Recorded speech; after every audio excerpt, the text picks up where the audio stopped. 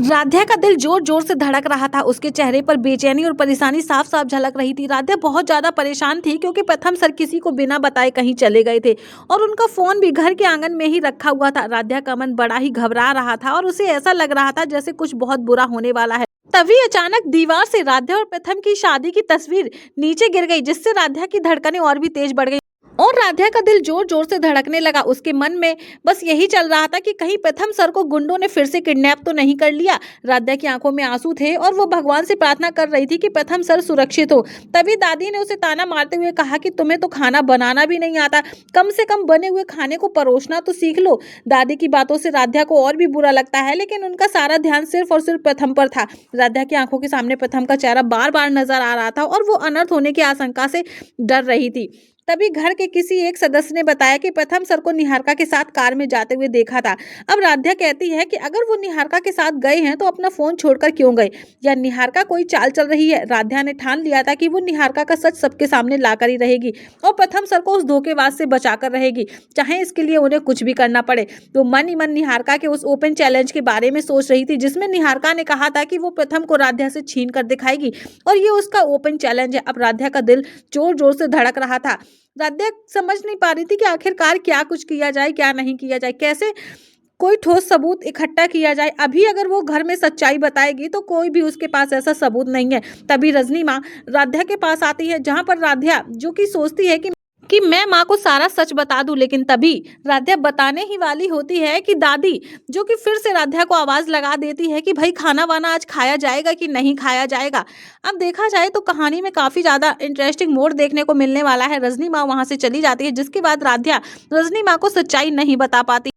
तो वहीं अचानक से निहारिका और प्रथम जो कि एक गाड़ी में आ रहे होते हैं। प्रथम बेहोशी की हालत में होता है, जैसे ही होश आता है वो निहारिका से पूछता है कि निहारिका मैं तुम्हारे साथ कैसे, जहां पर निहारिका बताती है कि तुम्हें चक्कर आ गए थे, तुम बेहोश हो गए थे, इसलिए मैं तुम्हें हॉस्पिटल लेकर गई थी डॉक्टर के पास, डॉक्टर ने इंजेक्शन लगा दिया है और तुम्हें आराम मिल जाएगा।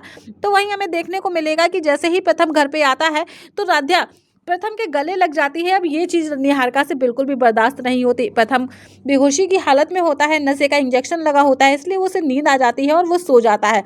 तो वहीं निहारिका चलती है एक घिनौनी चाल। निहारिका ने प्रथम के जैसा दिखने वाला एक मोम का पुतला बनवाया है। तो वहीं कहानी में हमें देखने को मिलेगा कि कबाड़ी वाले उस मोम के पुतले को लेकर अपने साथ चले जाएंगे। वहीं पर जैसे ही निहारिका को ये चीज पता चलेगी तो निहारिका पूरी तरीके से हैरान हो जाएगी। निहारिका काफी ज्यादा घबरा जाएगी। वहीं आगे आने वाली कहानी में काफी इंटरेस्टिंग देखने को मिलने वाला है, जहां पे प्रथम पूरी तरीके से बेहोशी की हालत में है। प्रथम को पता ही नहीं चल रहा है कि वो क्या कर रहा है और क्या कैसे कर रहा है, लेकिन निहारिका जो कि बहुत बड़ी चाल चल रही है।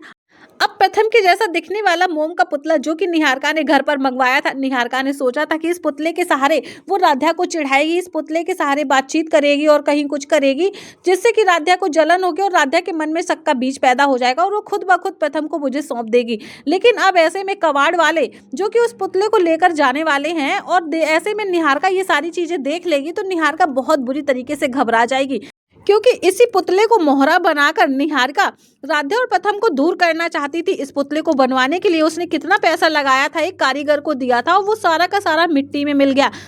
तो वहीं जब कबाड़ वाले उस बैग को लेकर जा रहे होंगे तो राध्या की नजरें उस पर टिक जाएंगी। राध्या को शक होगा और राध्या ऐसे में जानने की कोशिश करेगी आखिरकार इस बैग में है क्या।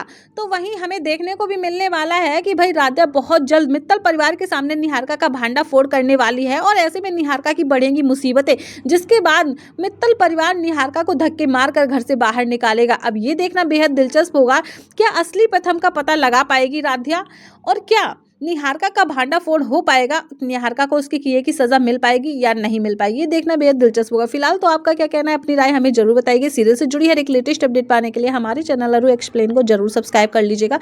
फिर मिलती हूँ आपसे मैं नेक्स्ट वीडियो के साथ।